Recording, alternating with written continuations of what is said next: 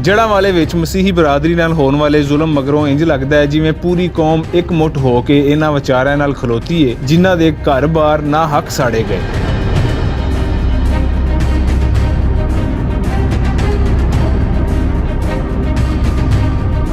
इस सानहे दी मजम्मत करन वालियां विच जिथे हर तबका शामिल है उत्थे ही उलमा इकराम भी मसीहियां नाल इजहार यकजहती कर रहे हैं। मौलाना ताहिर अशरफी ते अब्दुल खबीर आजाद सने हर मसलक दे जय्यद आलम ने इस सानहे दी निंदा की है। ये कौन लोग हैं, ये किसके मानने वाले हैं, इनका ताल्लुक किससे है? अल्लाह की कसम, ना ये इस्लाम की तालीम है, ना ये मुहम्मदुर रसूलुल्लाह सल्लल्लाहु अलैहि वसल्लम की तालीम है कि आप किसी को नुकसान पहुंचाएं। मैं रियासत पाकिस्तान की तरफ से, हुकूमत पाकिस्तान की तरफ से, वजीर आजम पाकिस्तान की तरफ से, पाकिस्तान के उलमा, मशाइख और मुस्लिम अवाम की तरफ से जनाब बशीर साहब आपसे माफी मांगता हूँ। हम आपसे शर्मिंदा हैं।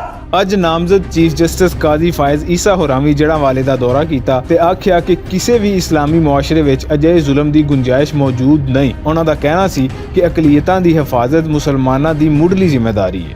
कोई अगर हमला करे उसको तो मुसलमानों पे फर्ज है कि जिहाद करे, हमला वाला। आप समझे मेरी बात? ठीक है ना? तो वो उसका तस्करा मैंने किया है। मैं इससे बात नहीं करता हूँ जर्नलिस्ट से, ऐसे प्रेस कॉन्फ्रेंस मेरा काम नहीं है, मगर वो मैंने गल खाली मुजम्मता नाल नहीं मुकनी। लोड़ इस अमर दी है कि अजे इंतहा पसंदाना इकदामात दी राह ढकी जावे जेड़े अकलीयतां नूं निशाना बनाउण दे नाल नाल रियासती मफादां उत्ते भी हमलावर हो रहे ने।